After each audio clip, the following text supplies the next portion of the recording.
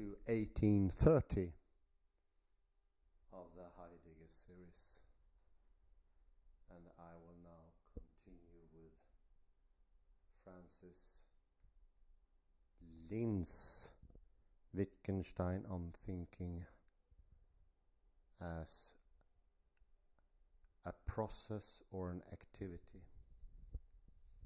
where he addresses different opinions, thoughts from, amongst others, Paul Johnston, Joachim Schulter, PMS Hacker, Anscombe, George Heinrich von Wright, Hanfling, and others.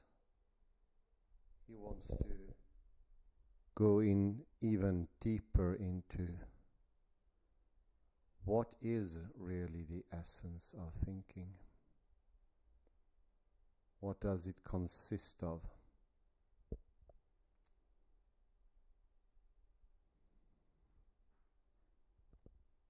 Previously, we've been looking into, is it possible that thinking is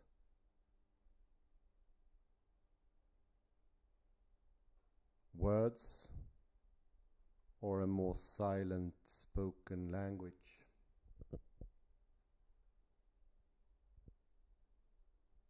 Could it be that thinking is consisting of images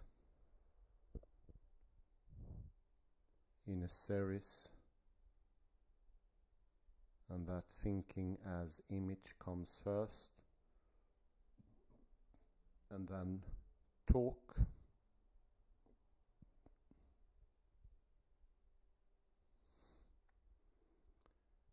now latest we've been looking into the possibility that thinking could be a process, a sort of activity.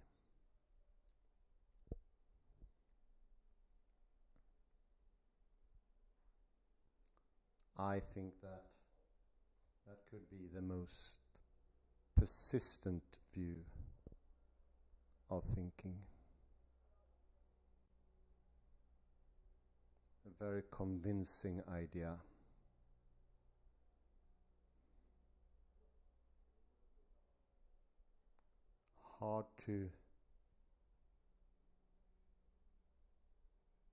It's hard to make it crack or see the problems with it. I most definitely agree. It never occurred to me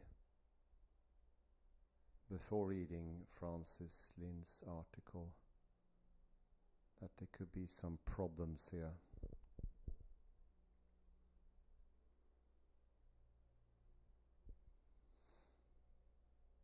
In the most recent example here, Francis Lind compares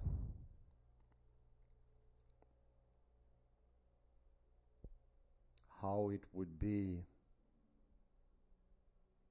that thinking is accompanying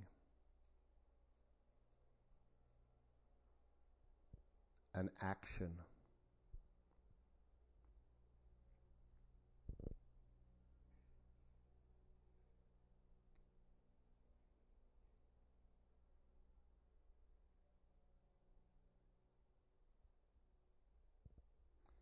In this example, there is a worksman that are putting things together, and he either says something to the effect of, "Oh, that fits neatly," or something more like, I don't think that is a good match. Or maybe, for instance, he just mumbles happily or dissatisfied.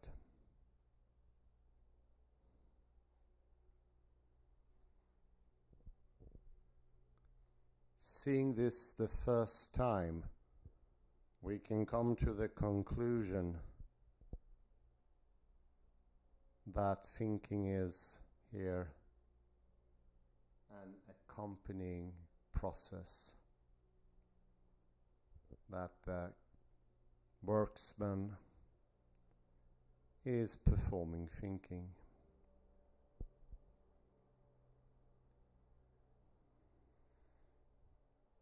But if he were to be doing this on a regular basis,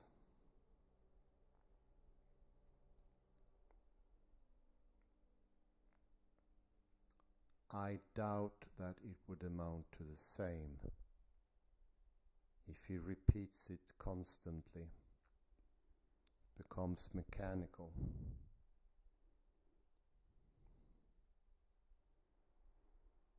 And all of a sudden it does not fit neatly with the idea that thinking is an accompanying process.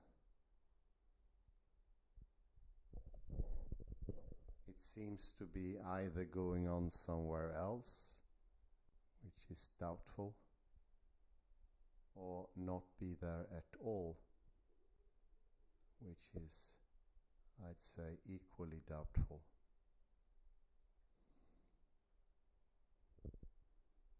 And this is exactly where we are at the moment in the text. When I continue in page 29, we just looked into a quote from Philosophical Investigations, paragraph 1958. And I'll read it again. We are trying to get hold of the mental process of understanding which seems to be hidden behind those coarser and therefore more readily visible accompaniments.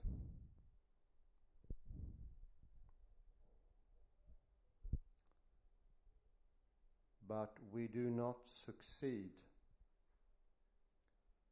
or rather it does not get as far as a real attempt.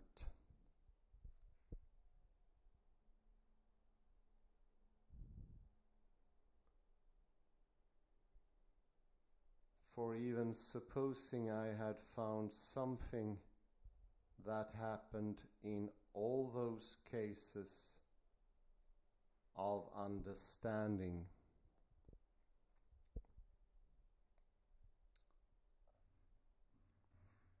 why should it be the understanding?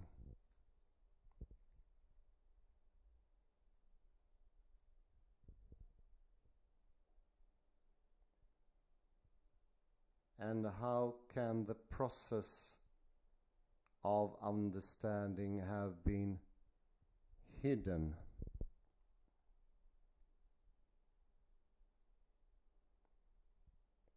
When I said, now I understand because I understood,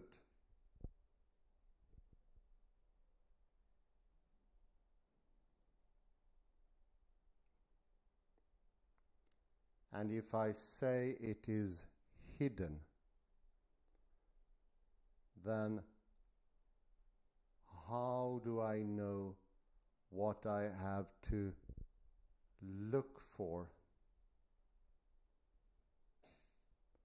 I am in a muddle.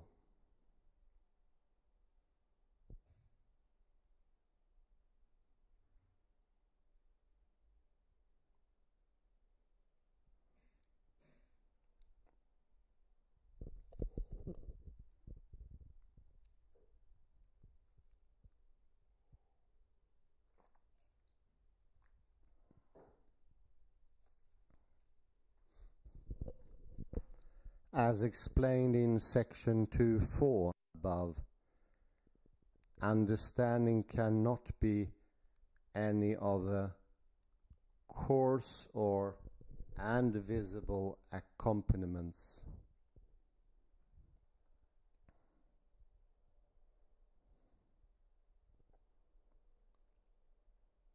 But cannot understanding be an invisible process hidden behind those coarse and visible accompaniments?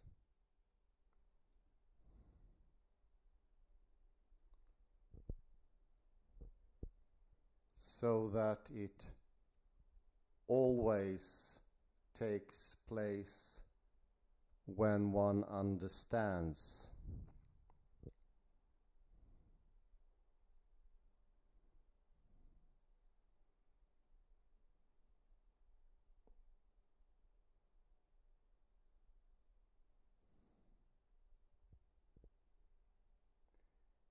In Philosophical Investigation 153, Wittgenstein is troubled by this idea.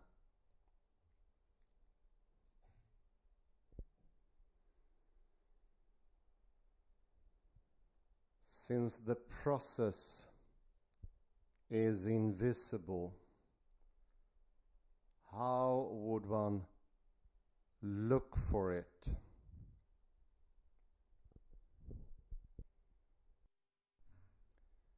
One seems to be in a muddle.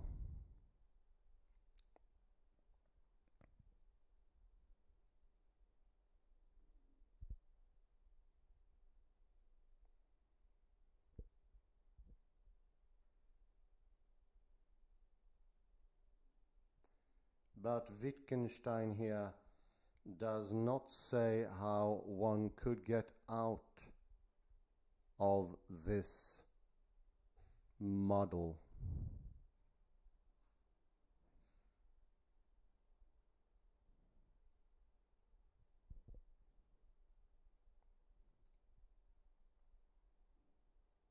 Baker and Hacker comment that the disentangling of this muddle is not completed until paragraphs 321 to 323 in Philosophical Investigations.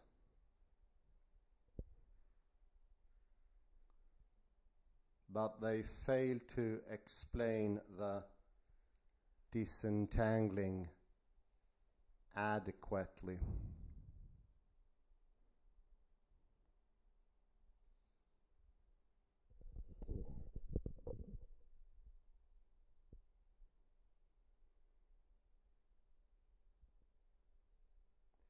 Fortunately, Wittgenstein in the Blue Book does hint at how this model of invisible process activity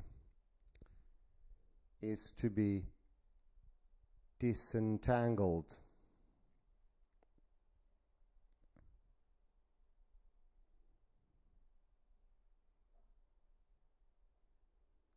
He mentions a philosophical idea that meaning, thinking, etc.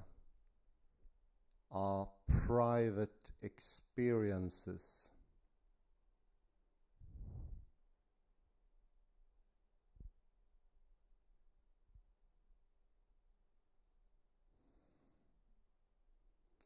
They are not activities like writing, speaking, etc.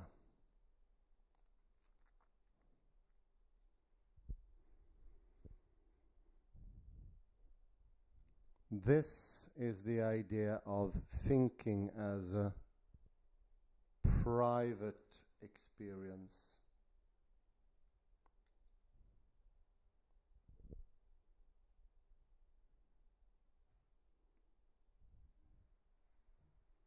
To understand this idea, let us compare it with a case of pain.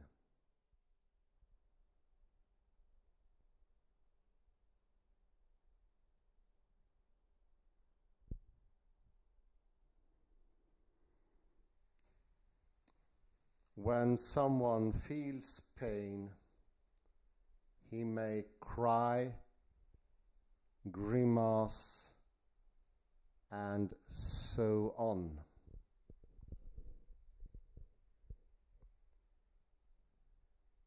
But we might think that these are only outward signs, and that behind or below them there is a sensation which only the person knows and which cannot show to others.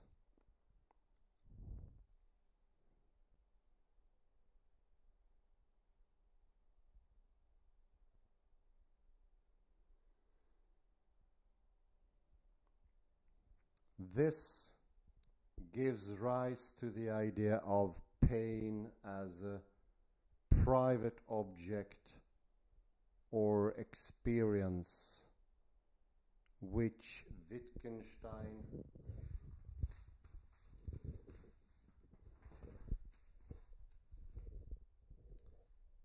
discusses extensively in the philosophical investigations.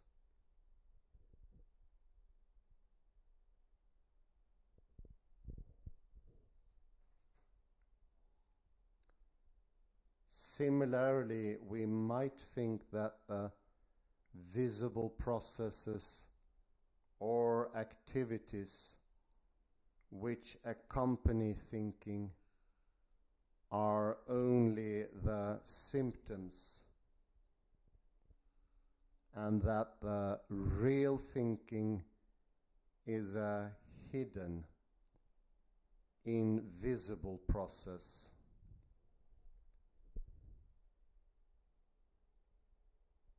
Activity to which only the thinker has access.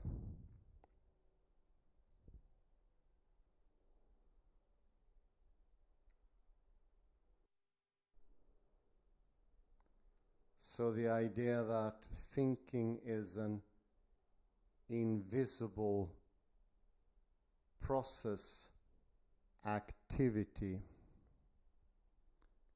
is just the idea that there is a private experience.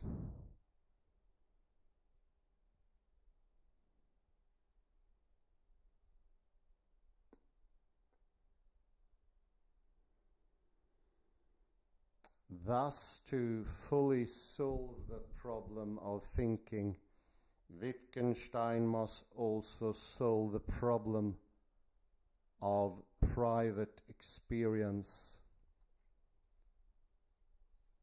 And he must use a method which is different from all the ones we have seen in this paper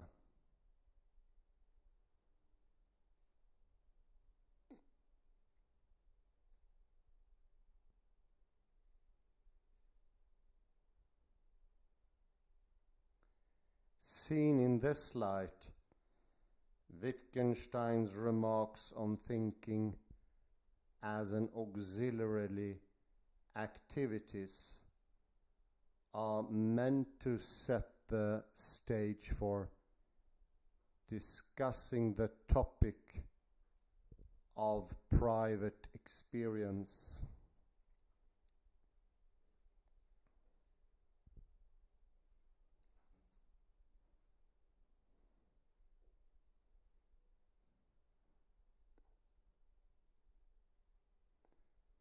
This interpretation also have the textual support from PG.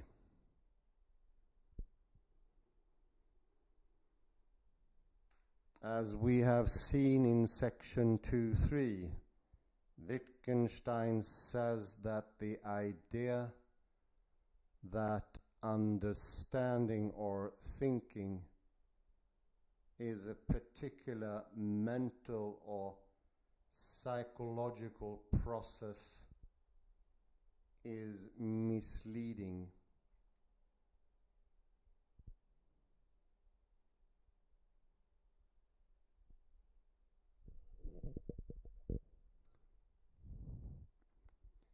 In PG 1974-82, he mentions the idea again.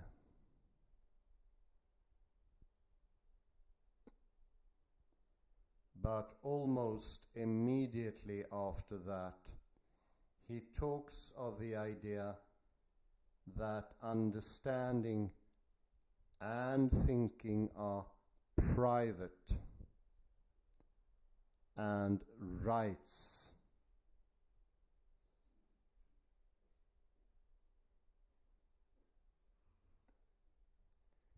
These questions must occupy us in another place.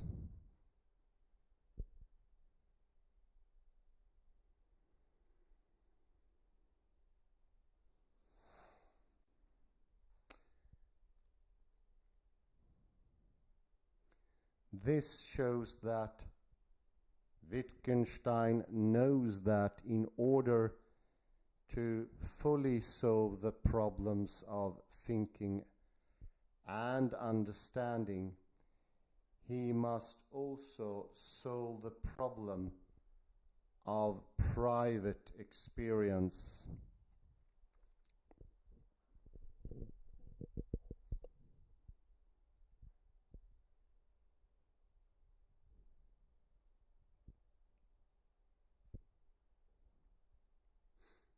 In fact, other problems must be solved too, if the problem of thinking is to be completely solved.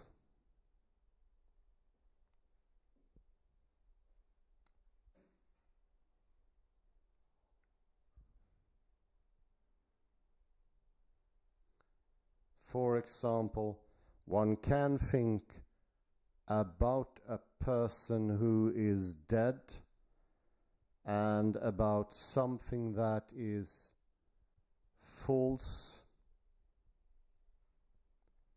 Isn't this achieved by the act of thinking?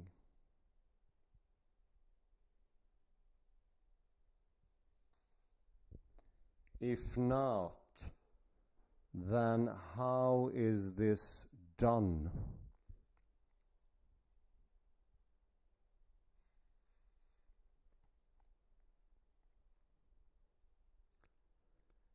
This is the so-called problem of intentionality.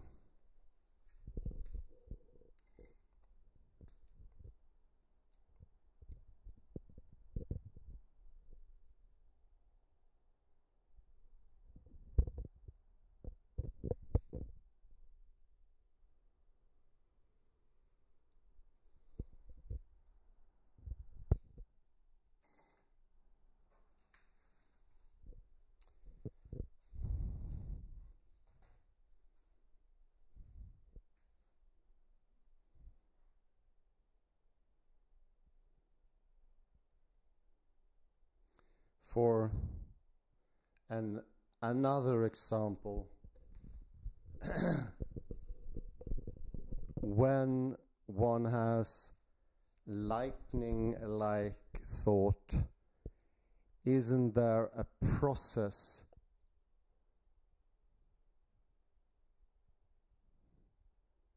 going on? For still another example, one can remember a past thought or intention, as he can say, I was about to say.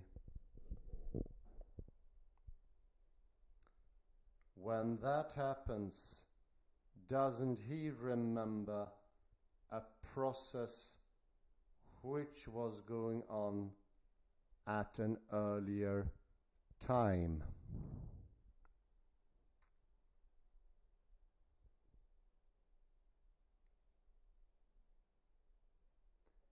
Wittgenstein is well aware of the interconnections among philosophical problems, as he writes,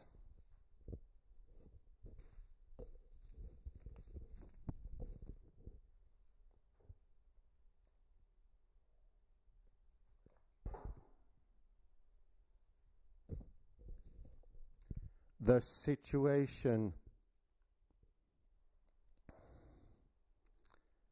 is in a way typical in the study of philosophy, and one sometimes has described it by saying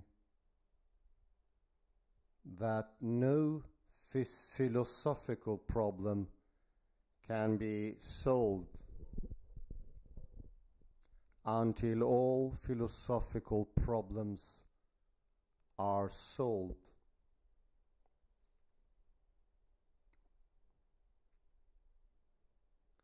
Which means that as long as they aren't all solved, every new difficulty renders all our previous results questionable.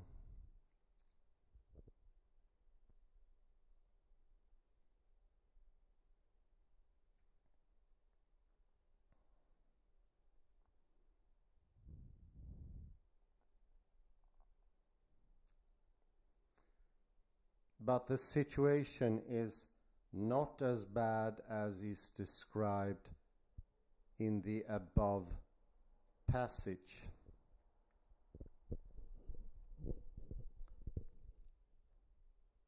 What Wittgenstein's remarks considered in the previous sections have achieved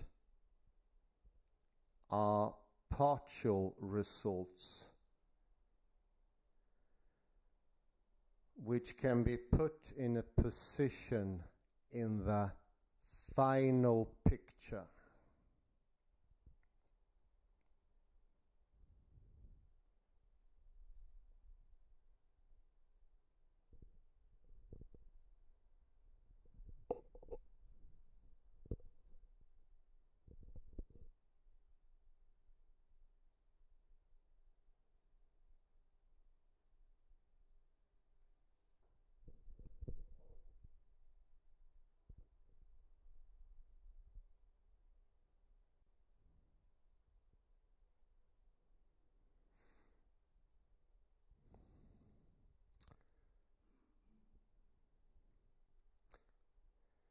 Wittgenstein uses an example of arranging books in a library to illustrate that these partial results are significant and are by no means wasted.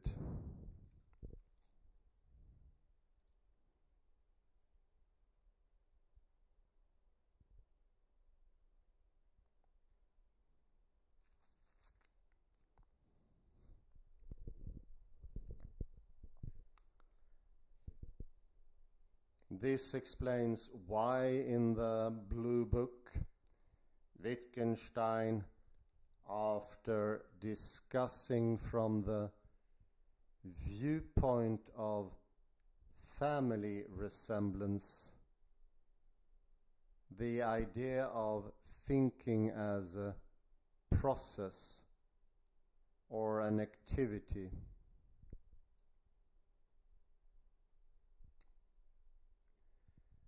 goes on to deal with intentionality and private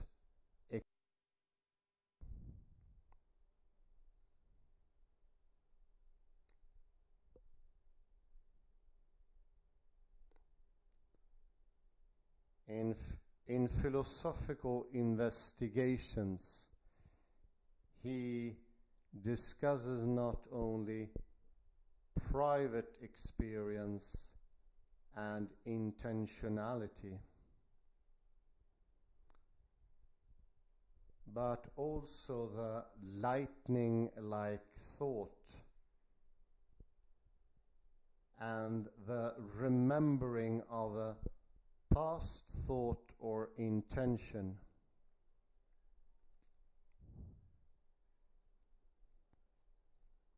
which is also analyzed in Zettel and remarks on the philosophy of psychology.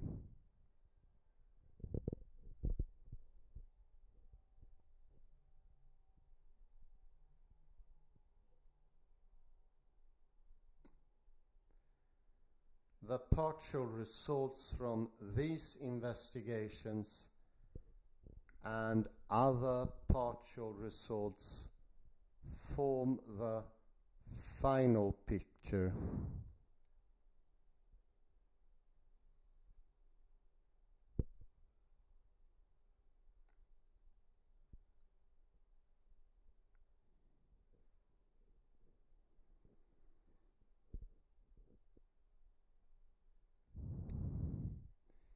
In this paper, I have explained Wittgenstein's remarks on thinking as a process or an activity, and have explicated the partial results. For instance, thinking is not a particular visible process or an independent visible activity or a particular mental activity.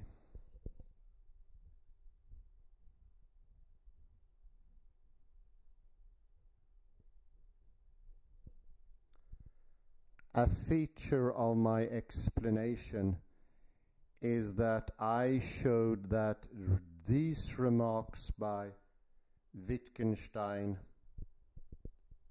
except some concerning the methodology and the conception of philosophy,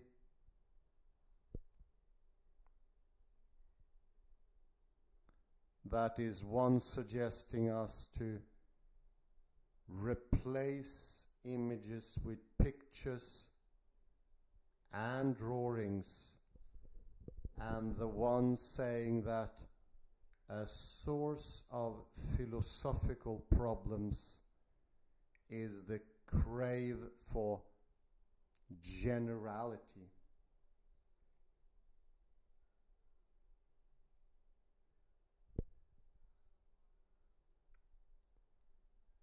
Are indeed grammatical remarks.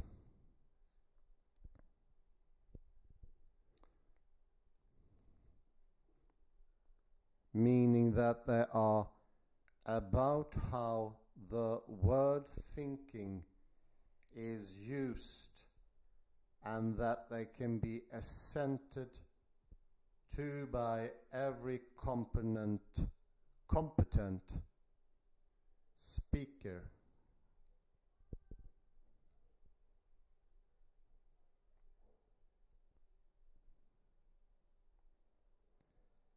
Since Wittgenstein's philosophical investigation is a grammatical one, it is essential for us to show that his remarks are grammatical ones, except those concerning methodology and philosophy.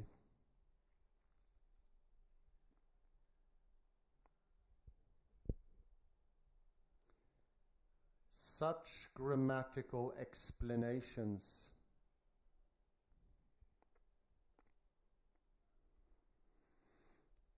if we may call them so, are also urgently needed for explaining Wittgenstein's remarks on other topics, such as rule following, private experience, lightning-like thought, intentionality, and so on.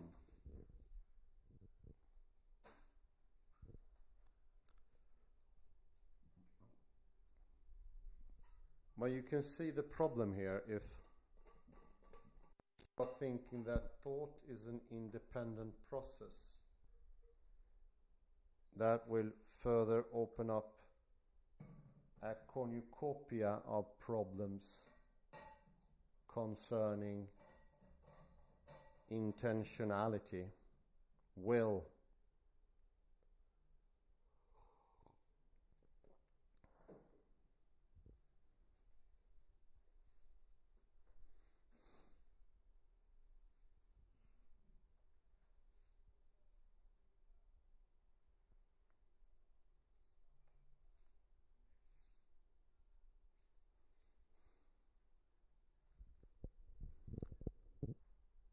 It's a cornucopia of problems that erupts, and private experience gets too private, I'd say, so that in the end it is hardly understandable what is an experience at all.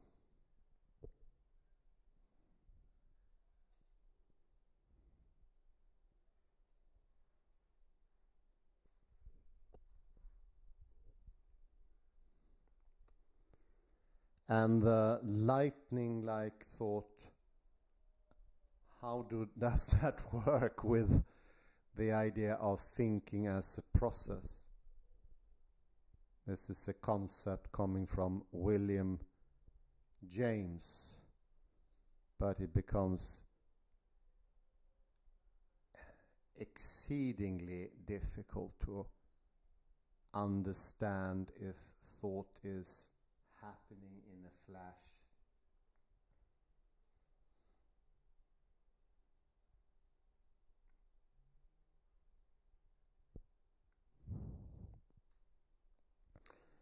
Intentionalities,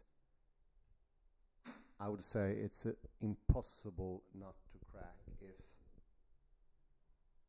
the misunderstanding is already established.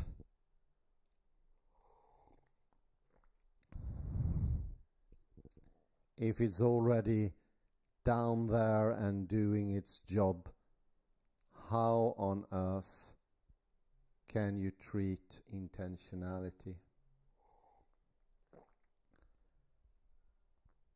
Guesses you can make are, it's in the independent thought process, having a certain directionality, going in your direction, and that is your will. And all of a sudden, intentionality gets all these weird features.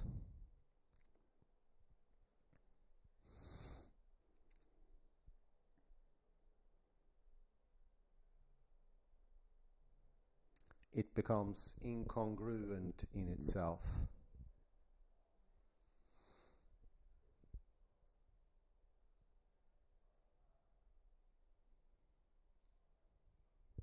It becomes impossible to put into the language game.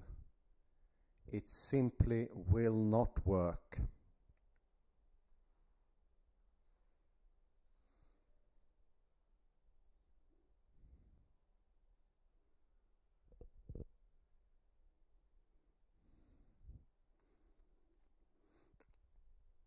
There is a comforting line here in philosophical investigations and also in BBB, and it's pointing to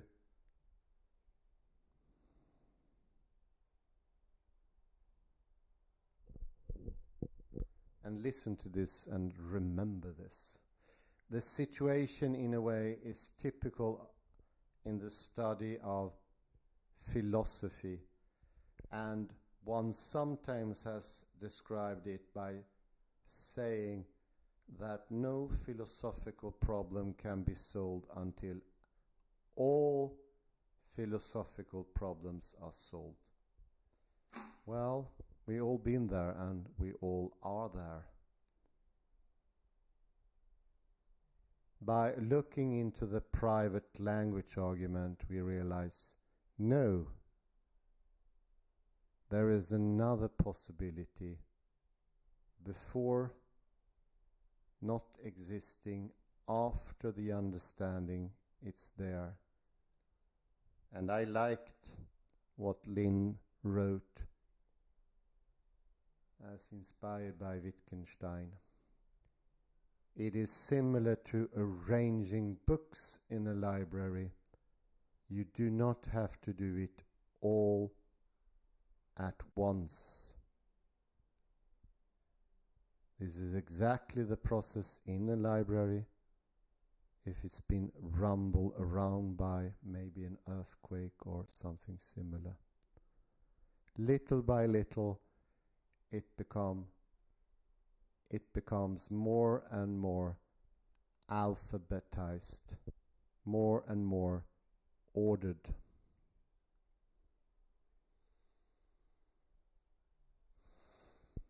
More and more regulated.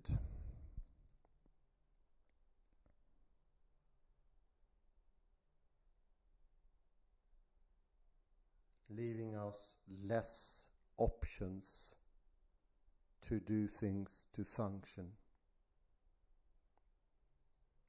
and making intentionality understandable, whereas do it step by step.